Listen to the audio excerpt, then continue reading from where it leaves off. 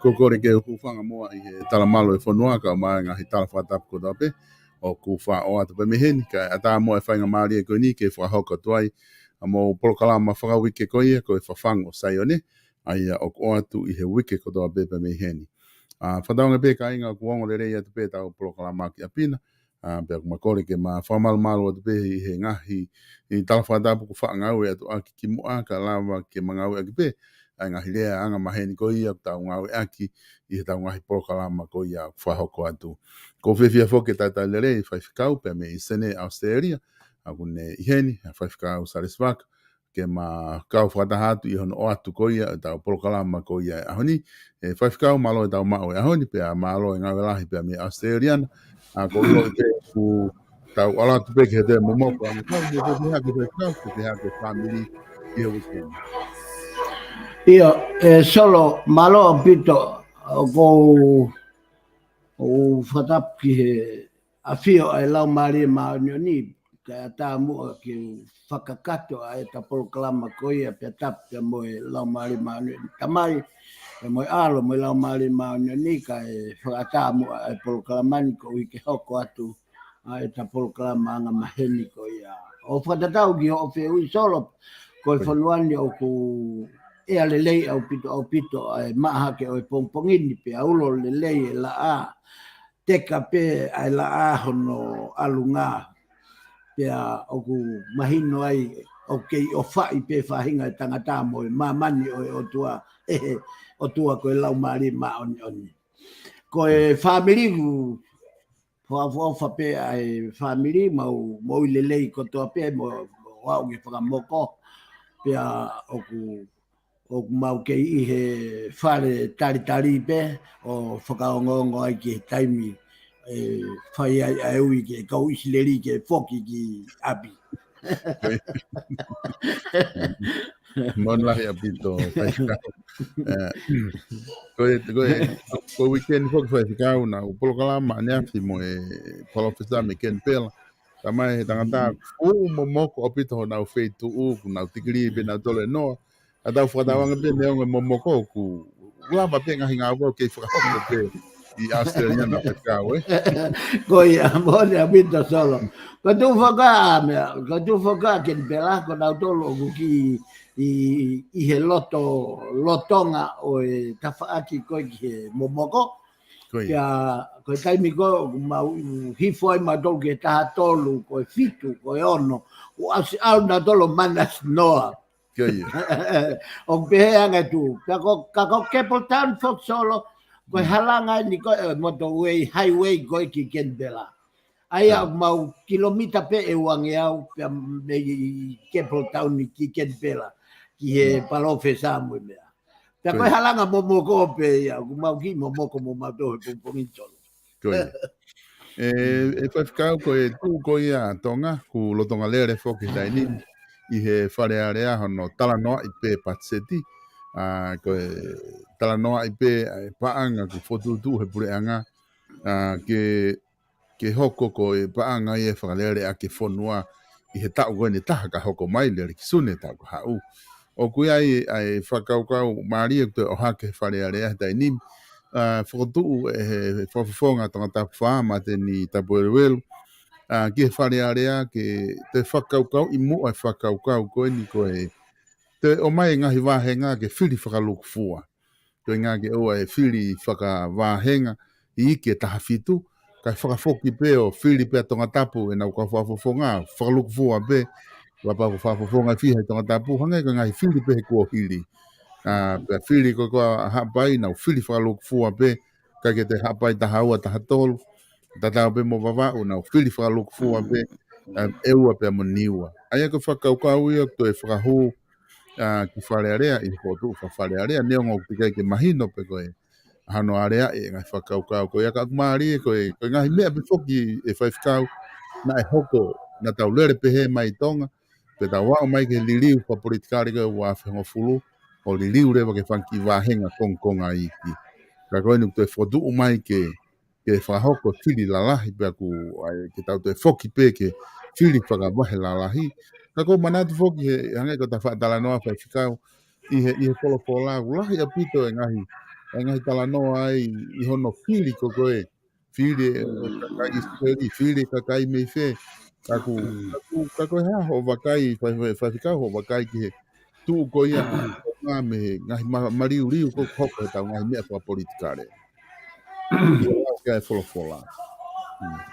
Io e solo o Maria bito ai ngahi yongongo pehe o ku hau pe me ho tau whonua he na iai pe a eta polo kalama o ku whakamore i he lau Maria o eki ko uhi i he ope kaulava ke talanoa ai i he ngahi kaweinga pe ngahi supiesi ai lau Maria na ne omi whakafou whakaviso ne. Na talawe ai he polo kalama e taha solo ki he tuunga koe o e whiri. Pea hange pe koe tuu koe e whiri whakawahenga pea mo e whiri whakaluku fua. E solo koe whiri o na kaweinga kehe ai whakaluku fua pea mo e whakawahenga. Koe o anga peheni solo. Ka pau na i he kamata mai o i tau ngahi whiri wharearea na e tau lere whakaluku fua. Pe he taimi ko o tau ngau e kia e fo i motolo ko ia, pe koe mea fua ko ia. O kune hanga e ia o whakamo ui e kakai. Ka kune hanga e ia tāpuni, whakawa e ia matapā e kakai, tāpuni e ia matapā o i kau mau mawhai. Taimi ko tau mafuria yo alu ke whakawahenga. Te au tāpuni lewa ai matapā ia o i kakai, kai whakawa lewa matapā ia kau mau mawhai. Koe analaiso ia fuloloto pe ato e lo lahi hono uhinga, hono whakauhinga i. Ka koe uhinga ke mea koe ni solo. Koe whakaluku fua, o kulawa lewa ke puria ai e mea koe whiri manako. Pea moe whe auhi ke mo ui whakafoi tui. I e taimi ko tau lere ai i e whakaluku fua, o whaingata ia ke whai ha whainga ha foi whakatui pia moha foi fenga whakatau taha ke mo ui. Ko hono uhinga he kui he au ni mai le o e kakai whakaluku fuai o e whonua. Koi. Pia ko ne taimi ko o whai tūtō ni mai e kakai, ko o kue are vai ma whai e kakai. Whakatoka ngai foi ma furi ko ni koe ki he, ai foi ma furi ko ni he wafe o fulu. Nai kai ko foi uhinga lele ia solo na nau o si ilo pe na tole whakatu tā maki. Ka koe foi tau here na nau whenga ke nau hanga o no o aki ai toko taha ko ia whenga taa ki tau whaarea aki i he ope ko hono uhinga he whanongo ai tui mo i tae tui. Ka koe uhi koe nau whenga ke tau here i e toko taha ko ia ke aki ai nau whangi tau here koe o e nau whaita e totonu. Pea maka tuunga ai e nau hanga whai fo i ririu. Koe foi whakatuu e naia o koe ne mooni pe ia. Pea koe ne totonu pe ia, ke whakasisi, whakafoki mai e mawhai e kakai. Koe whakalugu fua koe mawhai e pure i e kakai. Koe whakawahenga o ku pure i pe ia e he tufa koe mo e maheni, mo e kaunga ako, mo e kaunga siasi, a e koe i longa ia whakawahenga solo. Solo pe o me alo atu e kutari i ho kawenga ho fehu i pe ko ki to mama o atu au. Koi. O ku whatala noa i te whoki e whaiwhekau ai isiu koe ni whakawahenga. He o ku sai a pita whakawahenga i he ngai whanua muri. Ulalahi whoki pia tofi le rei e whakawahenga i a whiunga. Pia mangai whanua lalahi. Koe palaparema, taha whaka ngai palaparema tofi koe nei whai tonga whawahenga. O ta whatata be a tofoa. Ko tofoa o ku kau, koe vae ua ia tofoa. Maha kono whahai matau o nai o aluia o wahenga ki tonga tapu ua. Pia whahai he mare vai a tofoa aluna tolo wahenga ki tonga tapu fitu.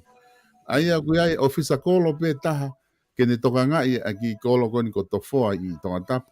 Ka ku alu ofisa kolo mo no whahai koe matau o na tolo o tariui ki tonga tapu ua. Pia alu rewa e mo no whahai he maa o na tolo tariui ki tonga tapu fitu. Aia koe anga ia e tofi ko ngā whoko ne si koe whanua. Pea ku paurewa ke tofi ua a whanki kolo ni i o nau takitaha alu ke uwheitu. Koe ngā kalaba ke whaia e wahe. Koe taha whoke palaparema whoke teo koe ke tala noa i koe alu ko whakawahenga lalahi. O ku hange koe o mai hene e taha mai hene ri e whakaukau. Ai whakaukau tatau pe ku whaahake kakai. Ai une pehe koe taimi koe whae whili whakaloku fua. O ku mei lahi pe kau kantiteiti a kua wharearea me ngahi wheitu ko toko lahi taha. Hange ko nuku alofa, wahenga mai ko ia. E whonu pe kau kantiteiti wharearea kai ke tu atatau anu hau hakau whafofonga. Me whangi wahenga ko i iki mo nofo ki uta.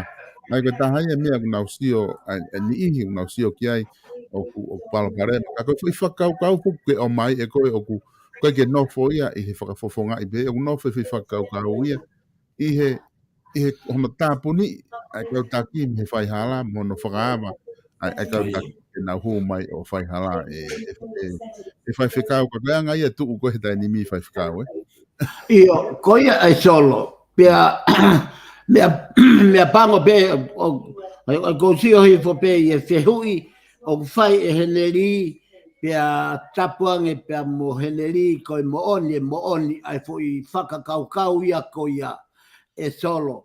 I he e sistemi whaka e tangata. Pe koe tau lere i fo i whaunga koe whaka e tangata. Koe uhinga fo kia solo mahu inga o e whare ke ave ai kakai ko nau os whanau i whaou ai mo ui. He ko hange koe lau, koe foi whaunga whaingata, he koe foi whaunga e fisiki mai fua ai mo ui a me he ulunganga mo e toonga mo ui. Taki hanga rewa o whakatoka nga ai foi mea koe kamata anga, tau whok peta toke foi whakakaukau o e whakaono veteki ke mea. Na e uhinga veteki, ka hono uhinga ka foi kawenga lalahe ua. Ulaki koe koe ne wini koe ai politika rehe wa whonga fulu. Ua, ko hono uhinga ke la mai aki ai tangata koe nai wha reo kona koe he lulu tama. Pake hanga whakatonga i koe onga foi maunu ia na uhinga i e tau mape e ki he whakamahenga. Ka neongo mooni ai foi whakamatala o ku whai e heneri koe mooni au pito. Whai mooni i mea ia kai te la vai au liriu. E he ku pehe ai whiri kotoa pe. Koe mea pe koe o ku maari e ai whonuani a tauanga pe tato solo hango nusila o atleriani. Tauanga ki tato he maa ai demokalati pe a maa pe a moe politikare i he nau ngau e aki. Koe mawhai kotoa pe lere he mama kulokula koe pau pe ia ki he toa taha ko ia ke li e ne toi whakafisika e hukitua. Kei tau mamao atonga, te nau lere kulokula bena tolu me atafu ki kolonga, he kai peke nau li maha toi whakafisia. Koe toi kore mai peia ke pure anga ke kaka ki olunga hono mawhai. Koi. Solo, umele. Mo lahi a pito. Tikai whoke mahino mai he tau tuu ko ia e whaifikau. Pe koe tau mafuri koe ka pau e te tau whoki o whili whakalukfua. Na kai whoke tau toko lahi peheni tau tolu ia. Na tau whili whakalukfua whoke na e mahana e toko ni ma pepe toko ono atonga ka atoa. Pea toko tolu pe me wawa. Mo mea kaku tau tui pe maha ka pau e whoki ke whili ko ia. Te nau tuu mau pe he taha fitu. Ka he wahe koe whika taha fitu. Kai whili whakakatoa pe. Aia ke e toko hongo fulu pe atonga tapu. Pe toko fiha tu pe toko taha pe e ua, toko tolu toko ua haapai, toko tolu a wawau pe toko taha meni ua. E koe mau koe nau fui taha fitu, anda toko utau tuite nau tu mau pe ai, koe ngahe ku ostari fuke ke taha fitu ka fufonga kakai, ka koe whili pe he kai ke toe whili whakai ki, e whili whakaluk fua ka toa kakai tonga tapu, te nau mai o tike nau pe papalo ti, ai nau fui voti e hongo fulu, ka pako tonga tapu. Ai ko te hau po whakawhika e te whui toko hongo fulu o lere ai pa te alu kita. O ngai me whili pe he pe vai whikaru e. Ia mone au pito. Mone au pito ai uhinga ia ko ia solo. Mone au pito ia. He ko uhi e solo. Ko na uhinga pe he whoki hono whakalahi koe whika koe ki toko uano. Alu hake koe ke toko tāwhitu ai kapake ai kakai. Na e makatunga e te alu hake kono i ngā kai lava i kakai o whai tu uni o whakatatau ki he lao o liriu fo ou ki he politikare ke lava e he kakai mo nau mawhai o whai tu uni lelei whai tu uni tonu ki he pure a ngā mo i whonua. Ka koe whai ngata e tai mini solo he whai liriu e wafe o ngā fulu koe wafe ua tolu uen toi pe tau e nima pe tau mate o keki ai peke whakokau e pure a ngai ke whakafoki mai ma whai ke kakai. Pea koe tuunga ko ia koe palparema lahi taha o koe kusio solo ke palparema tonga koe hinga ke nau ngā aki lau maari e hala e whakapapa. O mai nau tolo i whakapapa ke tu i whakapapa ke kau no pere o me nau tolo. O mai nau tolo i fo i mea kena i tolo ke tau whai ke otua hanga nau tolo whai aki e tangata. Taki hei kai peke tonu hatau, kai aua whakafoke whakaapapa, ke mua e otua, ka toku whika ua e tu i mohono whare. Okay. Mahare pito whaiwhikau, ka koe, ka koe lau koe, me whoka konga ulake ta programa ku taki i hupe ke ta sio koe hae mea ku whanonga e whanua i tonga, koe ngā ke ta kau pehe i hono whahoa to e wholofola ke tūnga ki ai tau whanonga koe i whahoko i tonga. Ka koe tui mahalo koe konga ua e whaiwhikau mahino konga ulake kone ku tatala noa ki ai, ki he mea ko o whoduk i whare area i he aneafi. Pea koe ni e toki whaiha no area i, ka kulawa ke ta oat pe mo e ta whakau kau i he programani ke kau pehe tala noa ko ia kau ngahi mea ko whai hoi tonga. Whaiwhikau, koe weekend i whoki whaiwhikau te ta hoko mai ai i he weekend, ki he tohi ko ia a semisi. Aia koe programa ia te ta hoko atu he weekend i he tohi a semisi, pe te u whawhoki atu te koe ke ta hoko atu ai programa mei osi e ta whoka whoou, ka ta toki whoki lewa ki he. Malo solo mau whainga maari e, pea ko whawhetai lahi ki he o tua ko hi ko e ne whakalaulau ki taua kai mao e taimi ke ta hoko atu ai I he wiku o si solo na ta lele I foki ai tohi ko ia ai tohi he pelu ko tohi lahi foki ana o whiungai me foi wahi ta tolu ko I he tohi se misi o I he foi wahi pe ia e nima pea o koutui ka toe e tataimi pa tato sio ki he pot ki tohi hoko mai paka pau te ta whiunga pe e tohi se misi pa tato ki hoko atu ki he tohi hoko I he polokalama e wika hau. Ko kai ki moa ke u whakamatala a tohi se misi e solo ko ta au mai koni o ngata he tohi he pelu. Ko ne kamata ko e tohi se misi mafuri e supi e sia. Mafuri e fo I ka veinga ia aena e lere kotoa mai ai kamata me tohi loma hau tohi ngā aue tohi loma hau korinto raki ua korinto karetia e feso Filipai kolose o au mai koni koe o hau he ia taitusi pe hau ai ia Timote na e kei kau pe o ngo fai whekau ia ko ia I he tohi I he supi esi ko hono whakatokanga kia ki naua ai whonga o e na tauhi e na ngau e aki ai fui mawhai ko e whai whekau. Ko nea magani ke toi se misi o ku kehe ia solo. Ai a ku kehe se misi, kehe a pita, kehe a waki ua tolu sione. Pea mo siutas, pe ko siuta. Ko e foi tohe wha kone o ku toe ki mui, o ku mafuri e foi supi e si ia, o I kai toi alu ia koe alu tāketi e tohi ki a siasi, pe koe alu ai tohi ia ke hangatonu ki he personal, alu ki a Timote, ki he sino Timote, pe alu ki sino koe a taitusi. Mafuri e tohi ia tuu whakataha a se misi, mo uaki ua pita, pe mo uaki ua tolu sione, pe mo siutasi. Mafuri e tohi ia whakafoi tui. O alu e tohia o whakarea katoa ki nau tolu. Katoa e foi whago ia. Aia ko se misi ko pita ane u toe. Tai takamata ia pita. Whakatoka ngā ia mafuri e kawe ngā ia. Mafuri e kawe ngā ia o kui kai ko e tohi a se misi ia ka siasi. Pea kui kai ko e ne tohi ana ka whai whiekau. Ma tui ko osia paula ia taitusi. Ko ta alu tau ia ko ni ko se misi pe. Tohi pe a se misi. Pea mo e tohi pe a pita, pea mo e tohi pe. Ka ne mafuri kai e tohi ia, o ku ui katoa ki nau tole foi tohi kone o tohi ia, uia ko e tohi whakawhai whekau. Aia o kai ko ha tohi ia taumua ki ha kolo, pe ko ha siasi, pe ko ha tokotaha, ka ku alu e tohi ia, mafuri a se misi ia ko e ne tohi ana ia kawe inga ana, ke lau e he siasi kotoa pe, I e fitu I siasi I e siamino. Ma pe mahino pe whamatala solo, Kai ke toi alua te tohi ia ke tāketi ko tohi ka hai. Kai toi alua te tohi ia ke tohi ke siasi fe. Ma furi e supi e si ia, tohi se kamata ia se misi I a honi. O ma furi e tohi ia, a tohi a se misi, tohi a pita, ulaki mo ua pita, ulaki mo ua tolu sione, mo tohi whaka. Ma furi ia o whakarea pia ko e tohi whakawhai whiekau. Aia ke tau whakawhai whekau, o ku tau mua pe ia ke aonga ki ha potsiasi pe.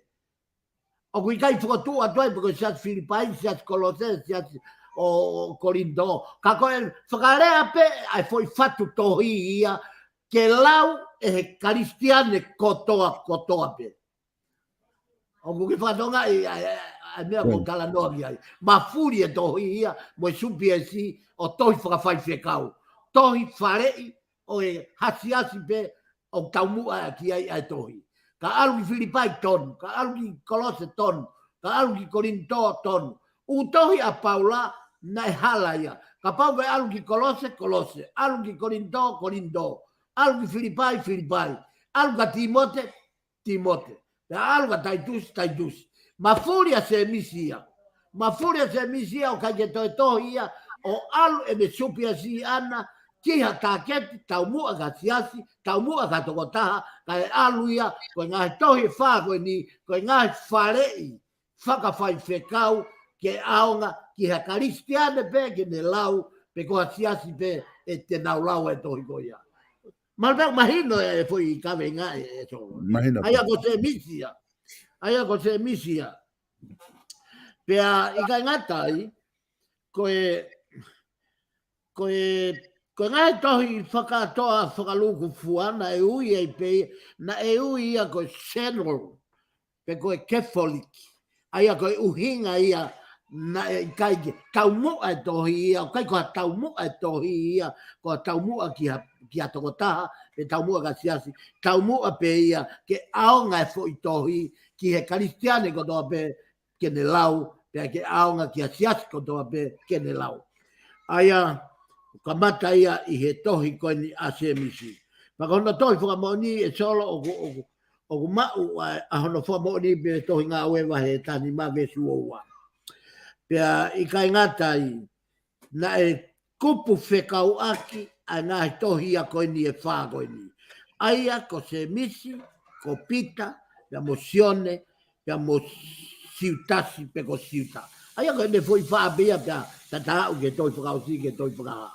O ku ui nau tolu ia koe tohi whaka whai whekau. O ku hinga ai pehe koe ipseli whakatoa, he na e kai whau ai u ipseli ia koe ni o whakanga tonu kia siasi.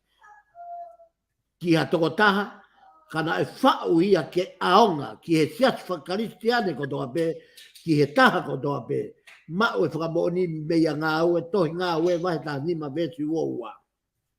Pea mo e uoua, pea mo ua tolu.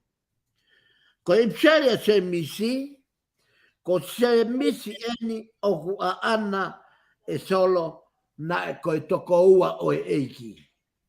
Koe toko ua eni o e eiki a se misi.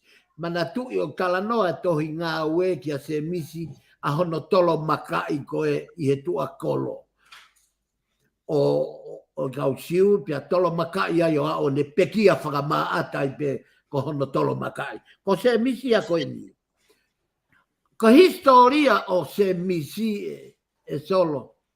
Nei, ko se misi ia na e whiohi pe ia mo no toko wā mo sisu ka nei kai ke tui ia ke ngau e sisu.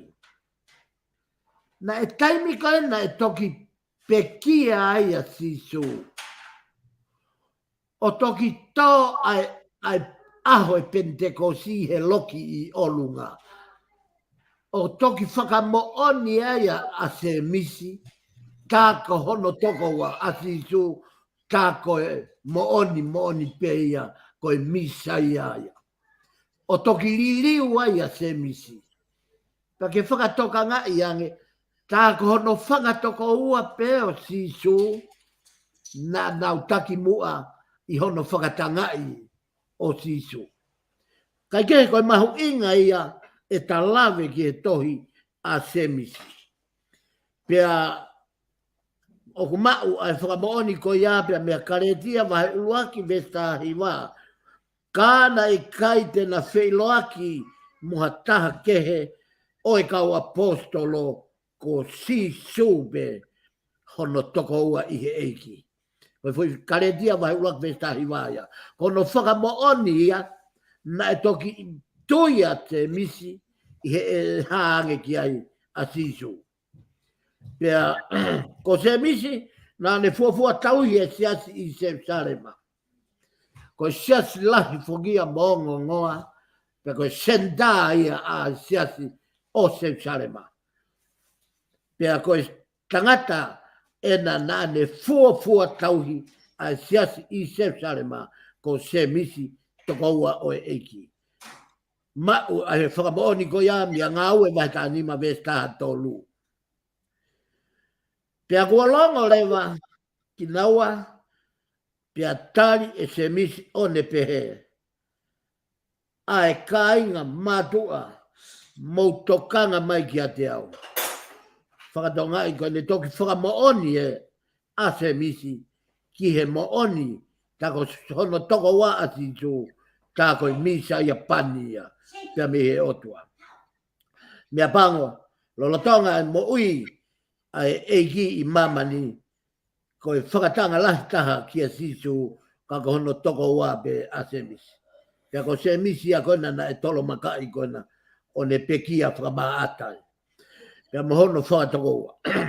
Se o ne vai fitu ves nima, he na mohono whakatoko ua e na e i kai te nau tui piki tai ki ate ia.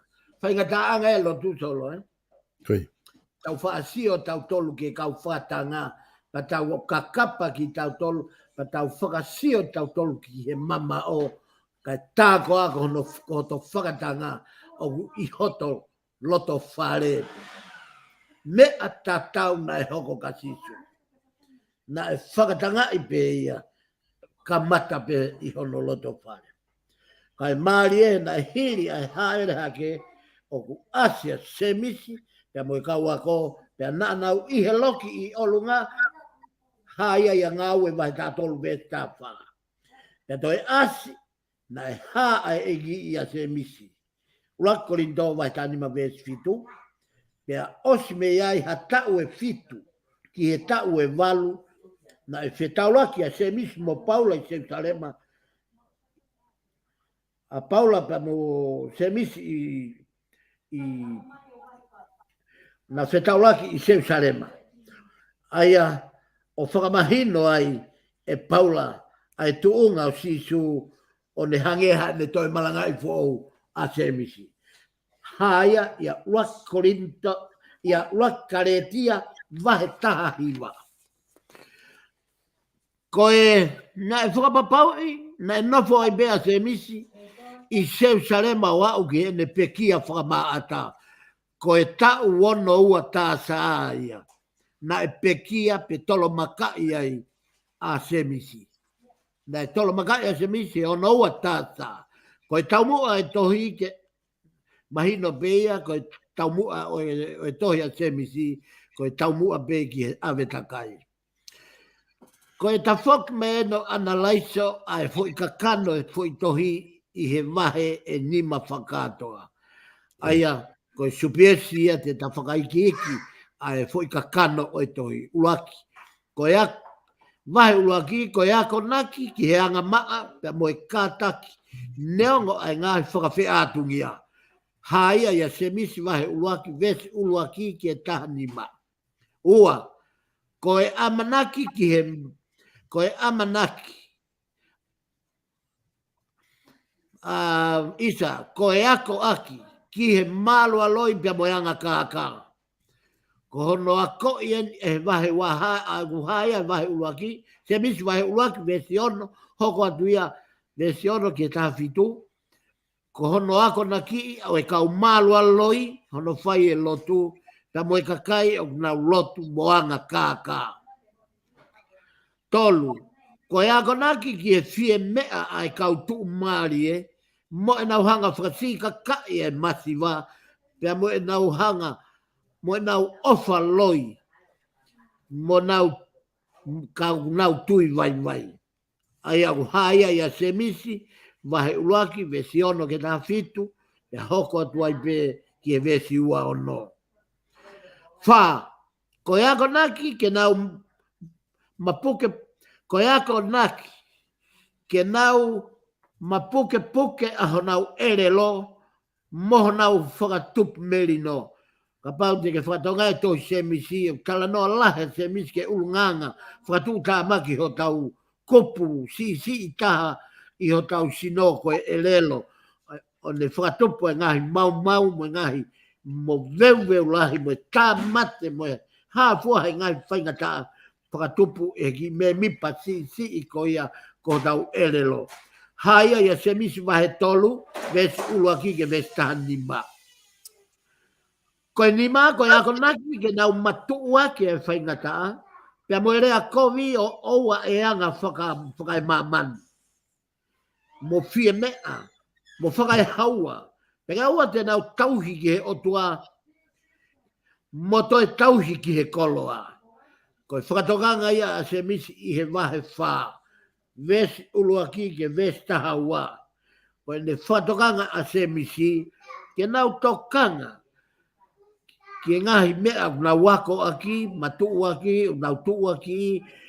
Pia mohono ngahi whaingataa, e rea kovi i ki nau tolu, pe kai ke ngatai, ka te nauhanga, te nauanga whakai mamani. Lotu pe moanga whakai mamani. Solo koe onga foi ulunganga kehe au pito. A e tau ulunganga whakai mamani mo e tau ulunganga whakalangi. O ko hae ulunganga whakalangi me he ulunganga whaka o e kau angelo. O ko hae ulunganga whakai mamani me he kau koloa ia. Pe koe kau tuu maari o mamani. Pe koe uhinga ia. Mau katoa ai ako naki ko ia. Ka kia ia taha ne fie ilo loloto ki ai. Mau ia se misi vai wha ves ulua ki ke tahua. Koe ono, koe whakatokanga ke aua te nau manu. Pe aua te nau wha ngāwe ake mea koe lea tuki.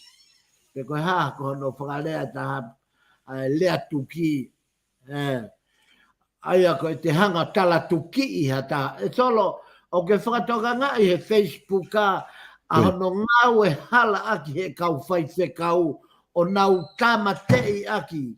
Mana tui solo koe kau whai kau koe ka kai kua pani e he otua. Koe. Pea koe nau kupu i rea kotoa pe ai kau whai kau o kumo ui.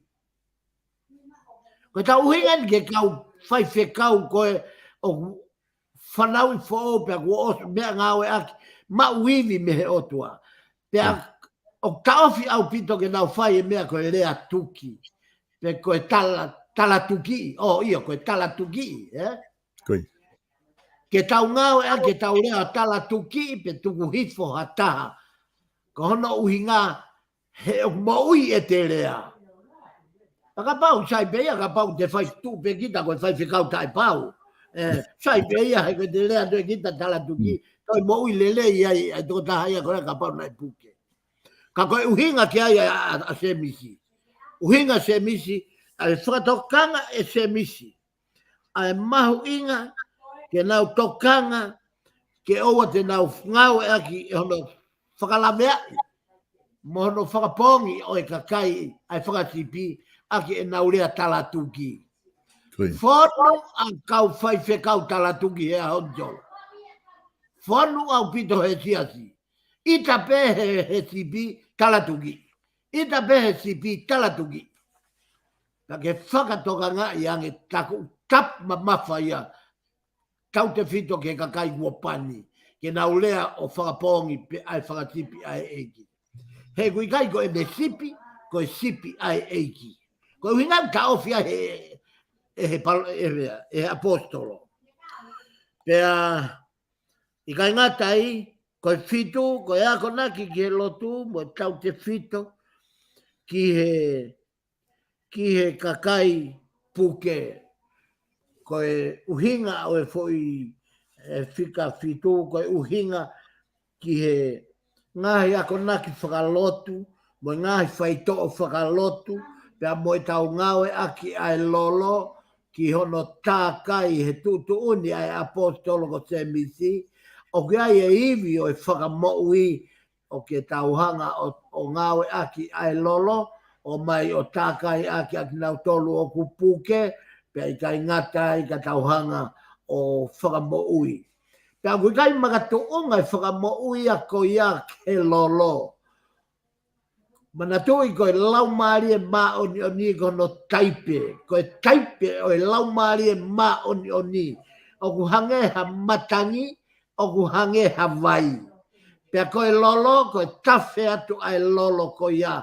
Ko e taipe o e lau maari e maa oni oni. Pea ko e aia ko e taimieni ko e o ku pau ke masila au pito e te tui solo, Kai lava ke ola le lei e te ngau e aki. Nē toke taha i e ku mana tu solo, ko e whai whekau sia stonga. Nē ai toke taha whai whekau sia stonga na ne ngau e aki ai lolo, na ne tākai aki. Ai toke taha mahaki kotoa pe. Pene o si sio tonu i he whai to'o na ne whai ki ha toko taha na lele aki, ko e fwoi hanga tā maki, pia e hoko ai fwoi hanga tā maki ko ia ka pā e mate. Pea ka pau e kai ke pā kai hoholo e mo ui. Kana agu sio ton hono ave ki he toko taha whaifkau koe ni o ne hanga ia o tākai aki ai lolo. Pea mau ku ai pe ai fo i hanga tāma ki o puria.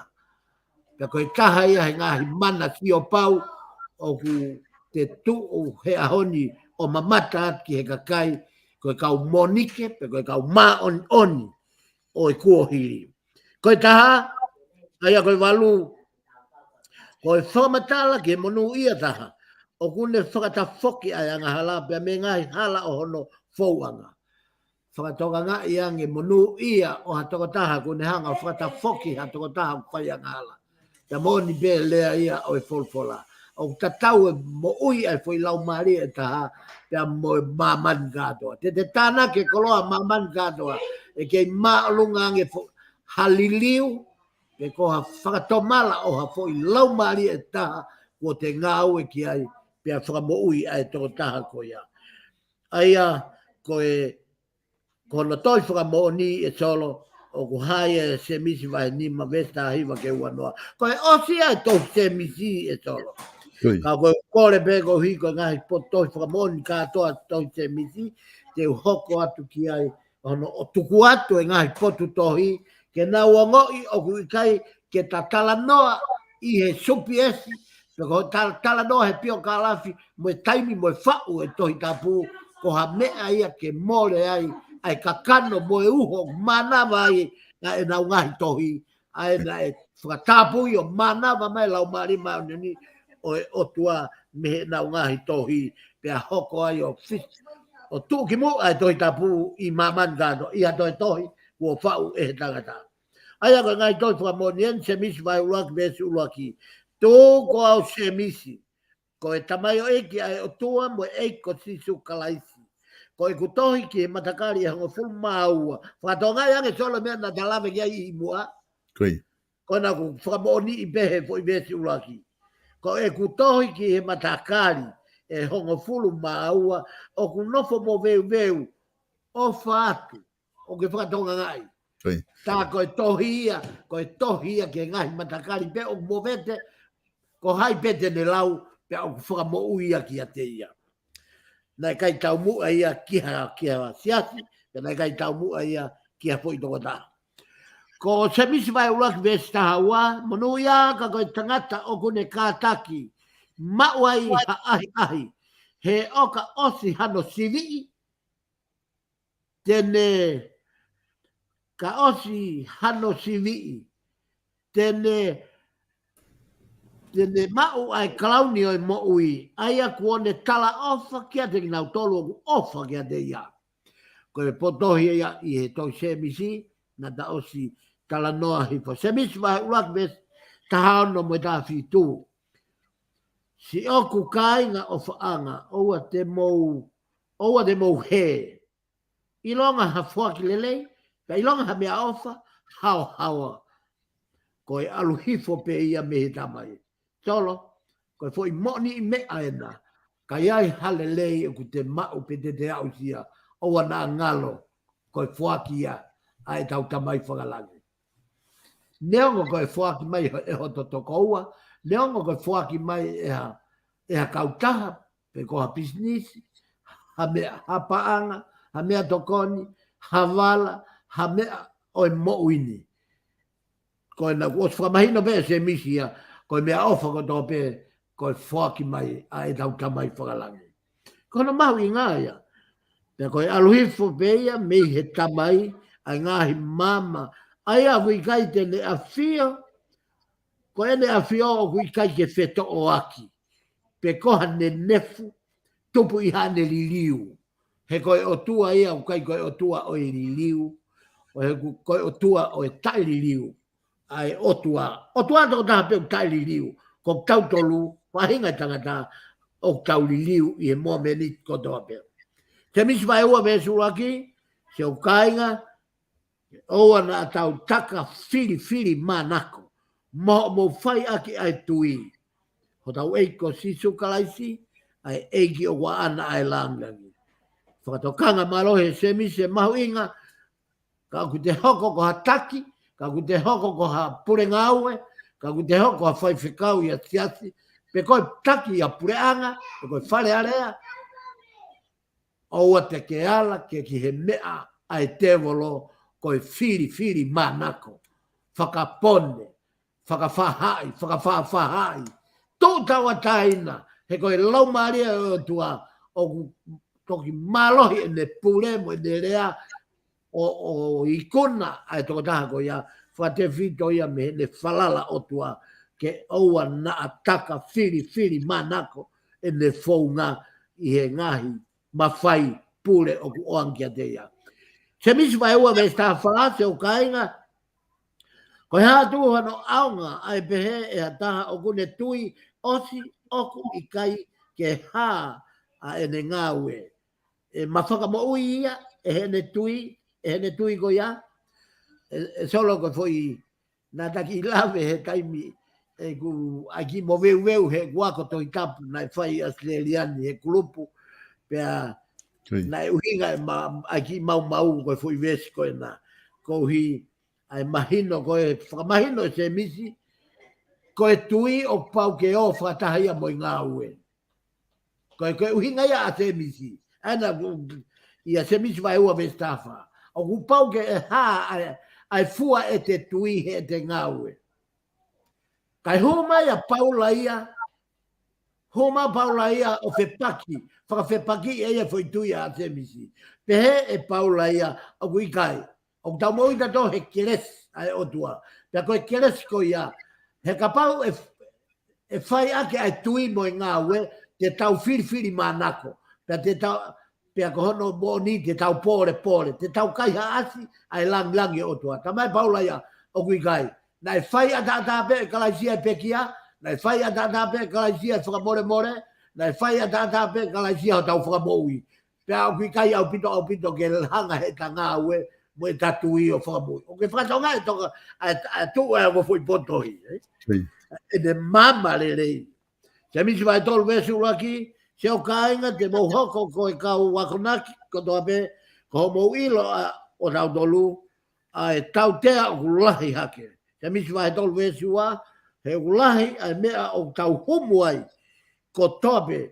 Toki ai ha tangata o kui kai ke humu iherea, pea koe tangata hawa ia, mo mawhai ke ai piti, hono sinoko toa. We, tolo, ko tau hinga moni be lau e doi tapu. Tau totu o fitu he aho e kau maoni oni. He tau ko hai ko au maoni oni herea. Ke misi vai tolu vesta fitu, ka ko poto o mei o lunga. Ko noanga tu mua ko e maa, pia hoko ai pa mo ene merino, mo ene anga whakaatui, o taka whakaoreore, mo mohu manawa ofa. Pia fuhi ai fuarerei, pea e ku i kai ke ngutu ua oku i kai momore o lunga. Ko mea mahuinga taena ke karistiane. Pau ke oana ke mo ua, mamahi he mahaki ko ia, ko e whakamomore o lunga. Ka koha mea aku komi, lea aki. Ka koha mea aku lelei, lea aki. Ka koha mea aku iyo, lea aki. Ka mea aku ikai, lea aki. Ka mea ke hoko hake, lea aki. Kono hinga kai whakamoni mai o tua. He kui kai, koko ia koe lea be. Koe o tua ia tene tok whakamoni. Tene hanga whakamoni. Pe oku mooni, pe oku loi. Ai mea ko toa pe oku tau whai. Koe uhinga ia whakatokanga semisi. Ai ngahi ulunganga o mao pia mei olunga koe anga tu mua koe maa. O fie mao e maa ke moe karistiane. O fie mao e merino. Anga whakamerino. O fie mao e anga whakatui. Pea taka whakaoreore mo taka whakamore. Mo mohu i he manawa o wha. Ai ke fuhi e lelei kotoa pe i he tangata o kui koe karistiane ai otua. Pea whakatokanga rewa se misi. Toka ngā i e te wolo. Ai ngutu a mo e mami o pea mo e momore o lunga. Aua au pito na ke pihi ai. Se misi vai tolu e sta valu pea ko eni ko e fua o e ma oni ko hono to ku fai pia me merino e nau tolu o whakatu merino. Ko mea mau inga au pito ke tangata karistiane ke ilo i koe tangata lau maari whakalelei. tangata lau mali whakamerino. O kia e kau karistiane toko lahi, o nau kailanga ki, o nau tuunga whakalotu, o se anko ia, mo ui kai whakamore more. Mo ui pāpe ki he, whakafoki atu a ngahi rea kovi, mo ngahi rea kai whiunga. I kai, koe e karistiane, koe mo ui whakamore more, mo ui whakamerino. Se misu mai whaves fitu, ko ia, ko mo whakamai ki mo tolu ki he otua, ka mo tari te ke ia e te volo, pia tene hola mea te moto. Mea pena taha, wiri fia ai e te volo solo. Wiri fia mana mahe e te volo, hatangata mo ui whakamai ki he otua. Kai lava he te volo ke ne toi hanga whakamu malohi, hatangata mo ui tukulolo ke otua. He whanongo ia ke otua. Pea oku ne whai ia mea kotoa pe i he tūtoni a otua. He whanongo ia ke otua. Ka pahi ka teke whanongo ke otua, e reo lahi a te volo, pea tene hanga whakatupo e mau lahi. He whamiri e tiate whanua e pureana. Pea se misi mai whawe e swalu, unu atu ke otua, pea e unu mai ka teke tau tolu. Whakamaa ho mou loto, mo nima ai kauanga hala, pea whakatabu i ho mou loto, ai kau sio ua. Koe kore ena ai whakatonga ai ka kano e tohi a se misi o kai kua tohi ave takai, tohi oku ave peke aonga ki a ka ke whakatonga oku loloto, pea i kai ngata hene loloto, ka oku wau e ne ako naki ke uho, ho tau loto mo, ho tau lau maari, o i ka kai tui otua. Pea fie lau he koe toko ua o e eiki, a se misi. Pea ku aonga lahi tohi a se misi. He ne ako naki whakaulunganga. E kai ngatai, pea koe vesi, se misi wahe nima vesta hawa, ka sina mea oku, kainga, aua te mau lea tuki, pe ki he langi, pe ki he whanua, pe ki he mea e taha. Koe mea ena na tatala noa i mua koe nau toi hama, toi huma i a se misi wahe nima vesta hawa, o ne tala mai, aua te mau lea tuki. Solo, ka pau e kai toi ase Facebook a e rea tala tuki, aonga e tapolo kalama, he?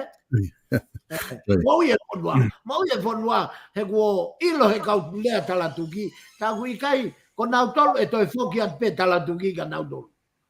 Ko hono ui ngā he ta ofia e toi tapu, o te ke rea tuki he kai ke ia hau, he kai ke maa oni oni. Ka pau tolu o fitu e angahala, ai maa oni oni he ao. Ko hai uhinga ku, ko hai nane whakamawhai i koe ke rea tuki, pe te ke whakaanga, ko uhinga ia ko kai ke, tau fie kau e he kau fie tā aki. Ko hono uhinga he nau fie whakaanga aki. Ka kui kai ke anau tolu e mawhai ko ia. Whai bea tau ngā wea tau tolu tuke tok tānak tu ngai e o tua, ko hai o mooni, ko hai o kai mooni.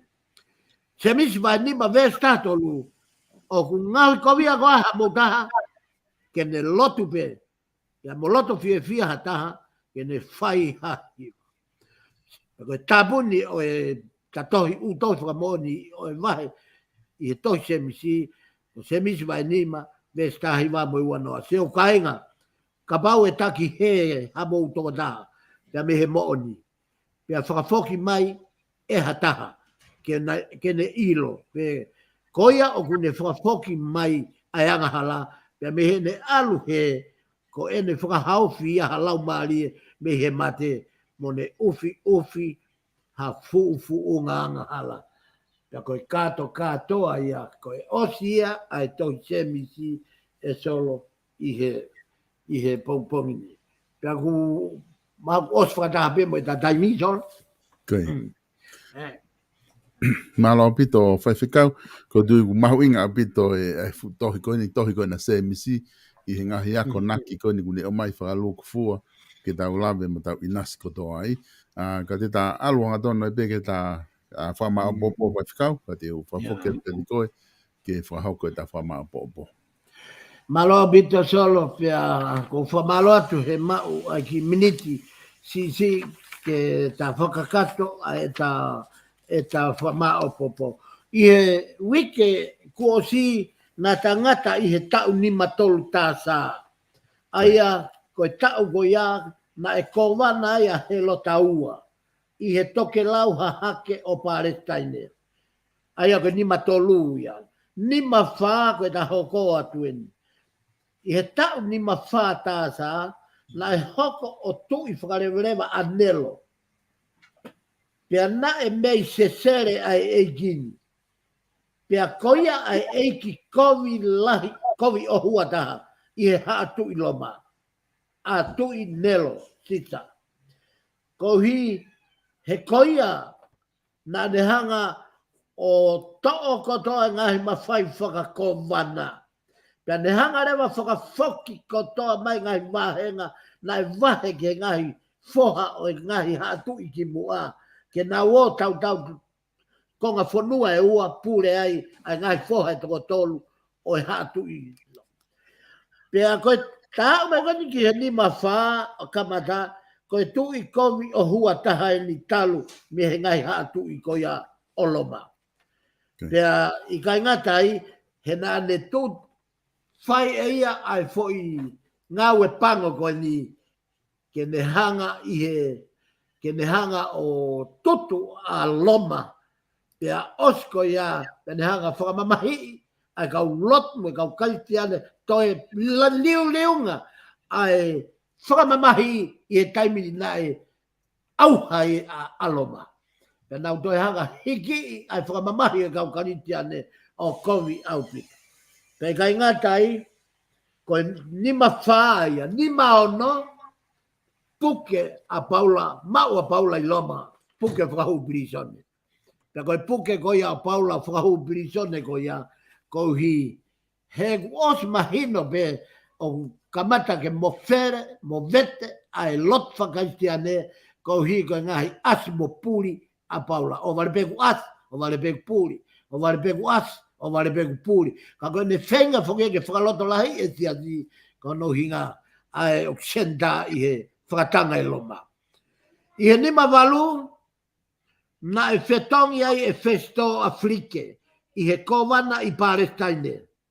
Ono wa, na e tolo makai ai a se misi te hina sisu o ne pekia whakamaatai. Ono wa ia. Ono wha, na e vela lahi a loma, ai ni kona tala noa ki ai. Ono wha, ai a koe ono wha ia, na e vela lahi au pito a loma, ai a na e tukua ki, ko nelo, na ne whai ai fui whaka masta mai ke whakauha a loma, kono inga ka e lava ke ne toi langa fo o a loma ke hoko ia ko hono whakamanata. Hono whaia.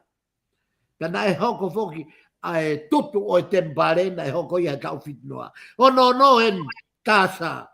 Na e kamata ai anga tuu whakaosi ai ka kai siu.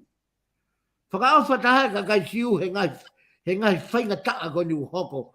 Ko hiko nau ki koloa nau fufu i holo he i he whakatanga koe lotu ube.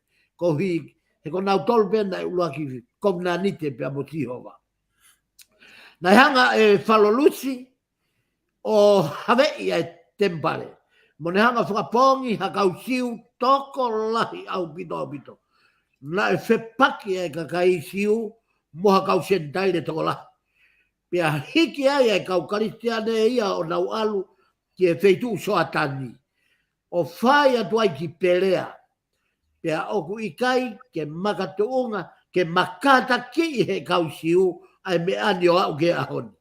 Ahono turi ki nau tolu pea mei Palestine. Mana tui, koe fo i turi koe ni o ase historia i he ono no, pa ke whakatonga ngā i rewa. Ta uono no hoko ai fo i whaingataa koe ni. Hono turi e kau siu. Te hoko rewa talua e hoko a Palestine, koe kolonia ia ki loma. Pea hoko ia koe whanua karistiane. Nei kai toi tuuha mae o ha siu iai. Koe kai kamata ke whakawhonu e kau sendaire. Whielau e pore a sisu, e pore a Paula ke hou pea moe kōsperi. Me kai ngā tai, ono hiwa, na hoko ia Vespasiano, o tui whakarewerewa ia i he pekia anelo. Na e alu ai foha o Vespasiano, ko hono hingoa ko taitusi, o taki i hono ākolo i o Jerusalema. Fitu noa, mahino beia, na e hiri ai mahina ai wha, pea tukulolo rewa i kakai siu, kai tutu ai kolo, moe tempare, na e langa e helota. Pea tama de ia fu ka kai toko lahi au pito. Hiri ai tau koe ni, na hoko a Palestine koe kolonia ia loma, pea nai kai hatoe hakonga Palestine ke lau ia koe whanua, o ki kai koe whanua ia kausiu. Fitu hiwa, na hoko ia taitusi koe tui whakaremrewa loma. Maltaha, aia te tangata i he ahoni, i he maltaha tasa, na e tui whakaremrewa a tomisian, sisa, koia ai fua tui whakaremrewa, na ne hanga whakamalo hi e kakai loma, ke nau lotu ki he tui loma. Pea koia ne tamai, na e kamata me ai whatanga i o i siasi whakaristiane kotoa pe, o kamata pea mei loma. Ano whatanga i o siasi ko ia whakaristiane, alhola paula ahono fotu. E solo, ko walutaha tāsa aia, tangata ai i he tapolokalama i he ahoni, kata toki hoko atua i he tau taha tolua tāsa i he polokalama wika hau. Solo ko wafat ke kāinga kotoa pē, ko na wafea mai o tau polokalama i he ahoni, ko wafat ke te koipa mo i polokalama i he ngau. Of ke tāpua ki koe e lau mari maunioni. Ko hi ke kei matangi lei, a hono whakahoko i kōsperi, ko hi mo whakamafola i kōsperi ki mamani katoa, kau tatau atu.